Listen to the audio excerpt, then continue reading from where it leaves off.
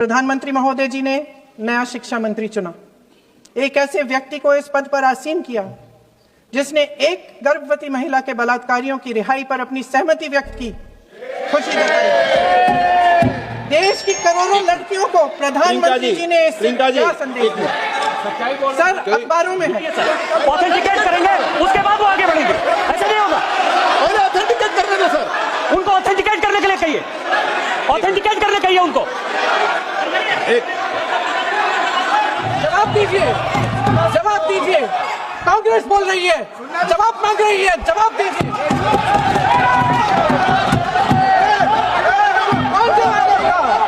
कौन जवाब देगा? गृह मंत्री जी जवाब देंगे। किसने ऑर्डर दिया? किसने ऑर्डर दिया पैलेट गन्स चलाने के लिए? किसने ऑर्डर दिया? इस विषय पर बोलने का मौका दिया। कुछ दिनों पहले हम राम मनोहर लोहिया अस्पताल गए थे। पुलिस लाठीचार्ज में घायल दिल्ली की उस छात्र की स्थिति जानने के लिए जो आईसीयू में अपनी जिंदगी की सबसे बड़ी लड़ाई लड़ रही है। हमसे कुछ ही समय पहले आदरणीय स्वास्थ्य मंत्री जी श्री जेपी नड्डा वहां गए थे और उनसे कुछ समय पहले अन्य नेता भी गए। जब तक हम वहां पहुंचे, उस लड़की की मां नेताओं के आने जाने से गुस्से में थी। सुन लीजिए, सुन लीजिए, सुनिए। किसी की पीड़ा का मजाक नहीं उड़ाते, किसी कोई भी हो, किसी की पीड़ा का मजाक नहीं उड़ाते। आप संसद में बैठे हैं।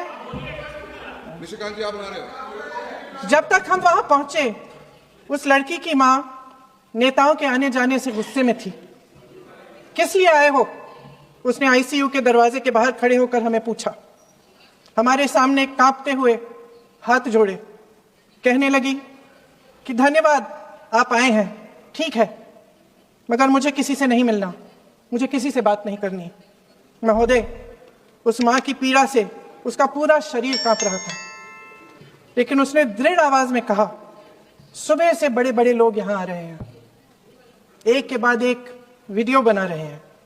वह भी आए जिन्होंने मेरी बेटी का यह हाल किया है। किस लिए? उसने हमसे पूछा। किस लिए? मेरी बेटी की बलि तो चढ़ गई है, लेकिन उसे कुछ भी हो जाए तो मैं उसके लिए अपने आप लड़ूंगी। मुझे किसी की मदद नहीं चाहिए, मैं अकेले लड़ लूंगी। महोदय, शायद मुझे यहां खड़े होकर सबके सामने ये बात नहीं कहनी चाहिए, मगर उस मां की गुहार ने मुझे शर्मिंदा किया। उसके दिल के टूटने की वो आवाज जो अस्पताल की दीवारों से में गूंज रही थी, मेरे मन में अभी भी गूंज रही है। इसलिए उस मां की इजाजत लिए बिना मैं आपके द्वारा आदरणीय प्रधानमंत्री महोदय जी और आदरणीय गृह मंत्री महोदय जी से पूछना चाहती हूं कि क्या जरूरत थी एक मासूम बच्ची पर इस तरह दमन करने की? क्या जरूरत थी उन छात्रों पर आंसू गैस चलवाने की, उन पर लाठियां बरसाने की, उन पर वाटर कैनन्स चलवाने की? क्या जरूरत थी उन नौजवान लड़कियों को जलील करते हुए उनके कपड़े फाड़ने की, उनको बेरहमी से गंदी तरह पिटवाने की? देश के युवाओं पर पैलेट गन्स और AK-47 चलवाने की क्या आवश्यकता थी? क्या वे आतंकवादी थे? क्या आतंकवादी हैं? टेररिस्ट हैं? हाँ, कांग्रेस बोल रही है। हाँ, कांग्रेस बोल रही है। जवाब दीजिए, जवाब दीजिए। कांग्रेस बोल रही है, जवाब मांग रही है, जवाब दीजिए। कौन जवाब देगा? कौन जवाब देगा? गृह मंत्री जी जवाब देंगे। किसने ऑर्डर दिया? किसने ऑर्डर दिया पैलेट गन्स चलाने के लिए? किसने ऑर्डर दिया? आपके माध्यम से मैं पूछती हूं अध्यक्ष महोदय, किसने ऑर्डर दिया? प्रधानमंत्री जी ने दिया? गृह मंत्री जी ने दिया? जवाब देंगे। पूरा देश पूछ रहा है, सिर्फ कांग्रेस पार्टी नहीं पूछ रही है, पूरा देश पूछ रहा है। अध्यक्ष महोदय, देश के माता पिता पूछ रहे हैं, छात्र पूछ रहे हैं, अध्यापक पूछ रहे हैं, पूरा देश आज ये पूछ रहा है। और आपकी जिम्मेदारी बनती है कि आप इस सवाल का जवाब दें। क्यों डरते हैं आप इस देश के नौजवानों से? क्यों डरते हैं आप इस देश की बुलंद आवाज से? और उस आवाज को दबाने का हक आपको किसने दिया है? महोदय, ये सदन यहां बैठे हुए सांसदों की जागीर नहीं है, ये इस देश की अमानत है। यहां बैठे हम सब, इस देश की जनता, इस देश के युवाओं, बुजुर्गों, गरीबों, अमीरों और सब धर्मों, सब वर्गों के देशवासियों के सेवक हैं। हम उनके प्रतिनिधि हैं और ये सत्ता हमें उन्होंने ही दी है।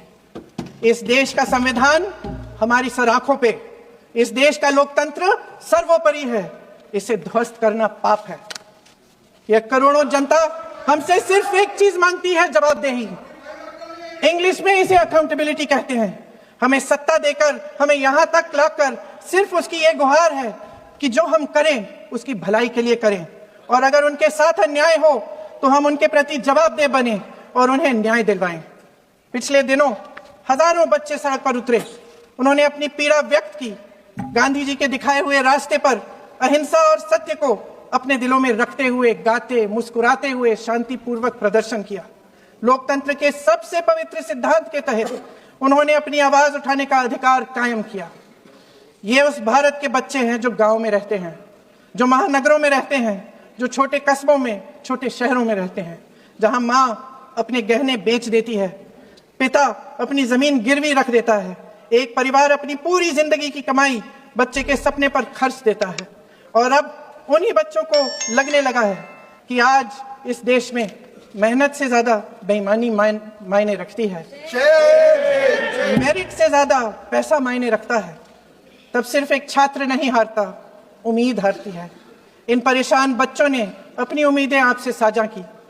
उनकी मांगे क्या थी? कि पेपर लीक करके उनके साथ जो बार बार अन्याय किया जा रहा है उस पर कार्रवाई की जाए, कि जो सिस्टम उनके भविष्य को कुचल रहा है उसे सुधारा जाए, कि जो माफिया उन्हें घेरे हुए है उसे हटाया जाए, कि जिस मंत्री के कार्यकाल में यह सब हुआ वह इस्तीफा दे, कि उन पर बर्बरता करने वालों पर कार्रवाई की जाए और उसके लिए माफी मांगी जाए। बस यही उनकी मांग थी ना, कि जो शिक्षा और स्वतंत्र अभिव्यक्ति का अधिकार उन्हें संविधान ने दिया है उसे कायम रखा जाए। महोदय, हमारे एजुकेशन सिस्टम में कुछ समय से बहुत खामियां भर चुकी हैं। बच्चों पे जो प्रेशर डाला जाता है उसकी वजह से सैकड़ों बच्चों ने आत्महत्या कर डाली है। उससे भी ज्यादा बच्चे डिप्रेशन में डूब रहे हैं। परिवारों पर बच्चों को पढ़ाने लिखाने के लिए घूस, capitation fees, tuition fees, coaching fees आदि के घिनौने दबाव हैं। लोन लेने पड़ते हैं, सामान बेचना पड़ता है और उसके बावजूद कोई गारंटी नहीं कि उनके बच्चों के भविष्य मजबूत बन पाएंगे, क्योंकि बेरोजगारी चरम पे है। इस सरकार ने रोजगार पैदा करने वाले सभी सेक्टर्स को लगातार कमजोर किया। एग्जामिनेशन सिस्टम खुद फेल हो गया है। पिछले दशक में 152 पेपर लीक हुए, 750 करोड़ छात्र प्रभावित हुए, मगर एक भी दोषी, एक भी माफिया को सजा नहीं। हमारे एजुकेशन में आरएसएस के प्रचारकों को भर भर कर उसे खोखला बना दिया है। जबरदस्ती एनटीए बनवाकर सिस्टम का केंद्रीकरण करके उसे और भी उलझा दिया। देश के कुल बजट में, हाँ जी जबरदस्ती, आपने अभी सुना तमिलनाडु के हमारे साथी क्या कह रहे थे। देश के कुल बजट में एजुकेशन बजट की हिस्सेदारी हर साल बढ़ाने की बजाय घटती जा रही है। 1.4 लाख करोड़ रुपया का पूरा बजट एजुकेशन बजट है और 1.32 लाख करोड़ सिर्फ नीट देने वाले 22 लाख बच्चों के परिवारों से हर साल खींचा जाता है। एक और शर्मनाक आंकड़ा भी है, 1.4 लाख करोड़ रुपया हमारा पूरा एजुकेशन बजट और 16 लाख करोड़ रुपए जो मौजूदा सरकार ने बड़े उद्योगपतियों के लोन माफ किए हैं। सोचिए कि इस सरकार की प्राथमिकताएं क्या है। सच ये है अध्यक्ष महोदय कि जिस तरह अस्पताल में उस छात्रा की मां का विश्वास पूरे सिस्टम से हट गया है, उसी तरह देश के युवाओं का भरोसा इस पूरे सिस्टम से टूट चुका है। और जब इस तरह देश के भविष्य हमारे युवा निराश होकर सरकार और सिस्टम से अपना भरोसा हटा देते हैं, तो उस भरोसे को फिर से बनाने के लिए सिस्टम के अंदर से जवाब नहीं ढूंढा जा सकता। उसके दायरे से बाहर निकलना पड़ता है, नए सिरे से ठोस प्रयास करने पड़ते हैं। अफसोस की बात यह है अध्यक्ष महोदय कि इतना हो जाने के बाद भी आदरणीय प्रधानमंत्री महोदय जी और उनके साथी इस सच्चाई को समझ नहीं पा रहे हैं। वे अभी भी ये सोच रहे हैं कि पीआर, नैरेटिव चेंज और पालतू मीडिया के सहारे एक बार फिर उनकी नैया पार हो जाएगी। परसों शिक्षा मंत्री जी ने शर्मनाक परिस्थितियों में अपना इस्तीफा दिया और कल यहीं मकर द्वार पर मेरे सत्ता पक्ष के सांसदों ने जिंदाबाद के नारे चिल्लाते हुए उनका संसद में ऐसे स्वागत किया जैसे मानो कोई सुपरस्टार पहुंच गए हैं। विडंबना देखिए महोदय, जब भूतपूर्व शिक्षा मंत्री को मुकुट पहनाया जा रहा था, स्वागत हो रहा था उनका, तब महाराष्ट्र में एक परिवार पेपर लीक पीड़ित अपनी बेटी की आत्महत्या का शोक मना रहा था। आपकी सरकार ने देश के करोड़ों छात्रों को क्या संदेश दिया? आपको किस बात का गौरव है, किस बात का अभिमान है? ये कौन सा अहंकार है? जहां आंखों में शर्म होनी चाहिए वहां बेशर्मी और स्वागत के नगाड़े बजाए रह रहे हैं। एक तरफ मातम है, दुख है, यहां फूल माला डाल रहे हैं। कोई आप पर कैसे यकीन करे? प्रधानमंत्री महोदय जी ने नया शिक्षा मंत्री चुना, एक ऐसे व्यक्ति को इस पद पर आसीन किया जिसने एक गर्भवती महिला के बलात्कारियों की रिहाई पर अपनी सहमति व्यक्त की, खुशी जताई। देश की करोड़ों लड़कियों को प्रधानमंत्री जी ने इससे क्या संदेश दिया? सर, अखबारों में है, अखबार में नहीं, मेरा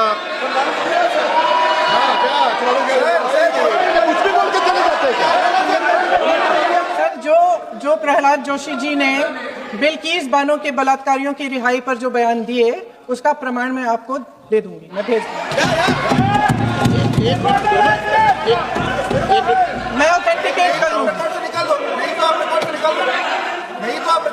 स्पीकर का डायरेक्शन 115, उनको पहले ऑथेंटिकेट करने कहिए सर, ऑथेंटिकेट करेंगे उसके बाद वो आगे बढ़ेंगे, ऐसा नहीं होगा। पहले ऑथेंटिकेट करने दो सर, उनको ऑथेंटिकेट करने के लिए कहिए, ऑथेंटिकेट करने कहिए उनको।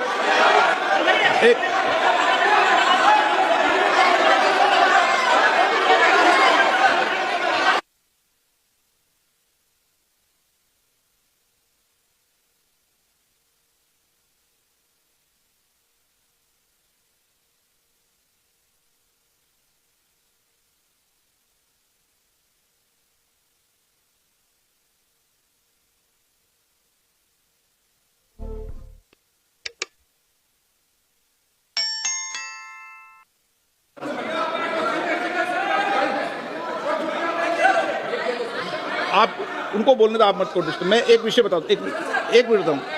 नियम 353 के अंदर फिर मैं एक बार स्पष्ट कर दूं, किसी भी सदस्य द्वारा किसी भी व्यक्ति के विरुद्ध महानहानि या अभियोगात्मक प्रकृति का कोई आरोप नहीं लगाया जाएगा जब तक कि सदस्य ने अध्यक्ष और संबंधित मंत्री को पर्याप्त अग्रिम सूचना नहीं दे दी हो। यह व्यवस्था है।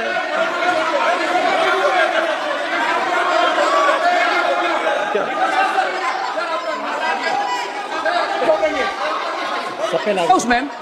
The same house. Honorable Shrikant told, still that is in the record about Indira Gandhi ji. Still that is in the record. Still that is in the record. Sir, you are not removed, sir. बोलो, आप भी बोलो।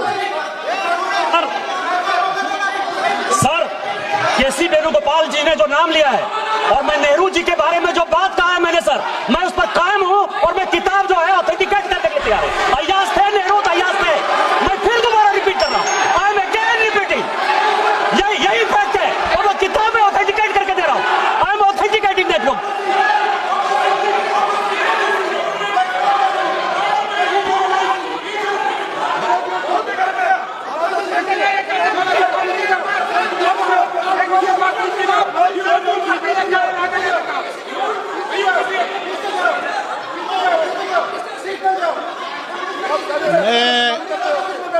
मैं जब आसन पर होता हूं, जो मैं व्यवस्था देता हूं, चाहे सत्ता पक्ष हो या प्रतिपक्ष हो, मैं समान व्यवस्था देता हूं।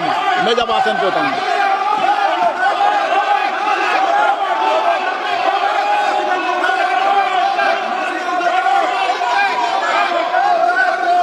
प्लीज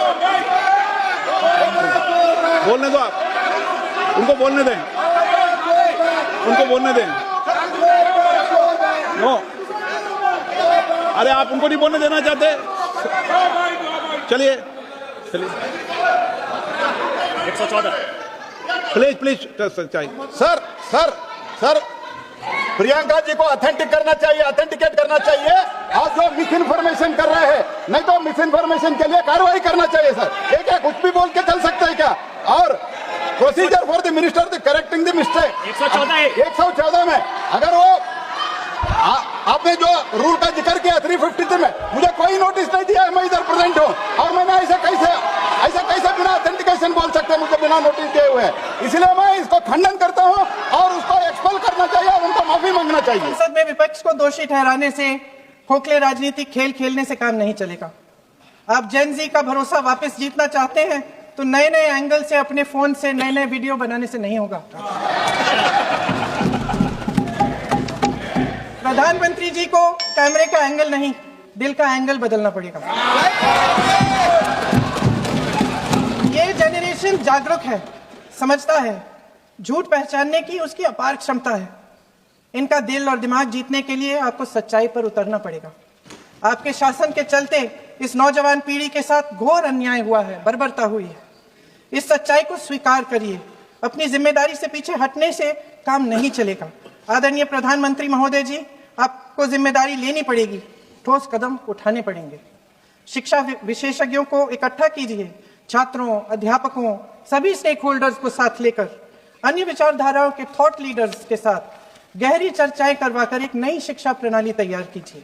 मौजूदा नेशनल एजुकेशन पॉलिसी में 8 महीने तो एग्जाम चलते हैं, अध्यापकों को पढ़ाने का समय नहीं मिलता। सिर्फ आरएसएस के लोगों से भरने की बजाय सिस्टम को शिक्षित, एजुकेटेड, उन्नत और उदार दृष्टिकोण के लोगों से भी भरिए, जिनकी योग्यता सिर्फ उनकी विचारधारा न हो। रोजगार पैदा करने के सख्त कदम उठाइए, इस पर फोकस करिए। मेडिकल कॉलेजेस की संख्या बढ़ाइए, चिकित्सा शिक्षा का विस्तार कीजिए, ताकि ये बच्चे जो मेहनत कर करके भी अपने भविष्य नहीं बना पा रहे हैं, एक उज्जवल भविष्य का सपना देख पाए। अध्यक्ष महोदय, छात्रों को सड़क से हटाया जा सकता है, लेकिन उनके सवालों को नहीं। हर लाठी जो किसी लड़की पर, किसी लड़के पर चली है, वे बच्चों की पीठ से ज्यादा सरकार की साख पर पड़ी है। देश के नौजवान न्याय मांग रहे हैं, भीख नहीं। वे यहां सरकार गिराने नहीं, अपना भरोसा बचाने के लिए आए थे।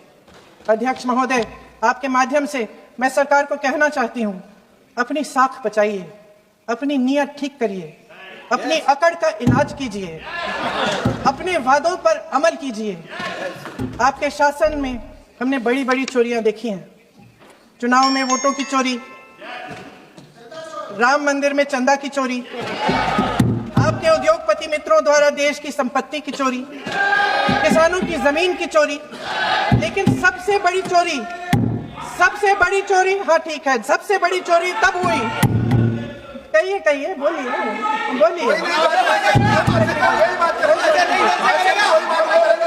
सुन लीजिए, शांति से सुन लीजिए, शांति से सुन लीजिए। आपको मौका मिलेगा, आप जितनी भी चोरियों की बात करना चाहते हैं आप कर लीजिए, अभी मेरा समय है। सबसे बड़ी चोरी तब हुई जब देश के नौजवानों के भविष्य, उनके सपने चुराए गए। भविष्य की चोरी, सपने की चोरी किसी भी चोरी से कहीं बड़ी होती है महोदय।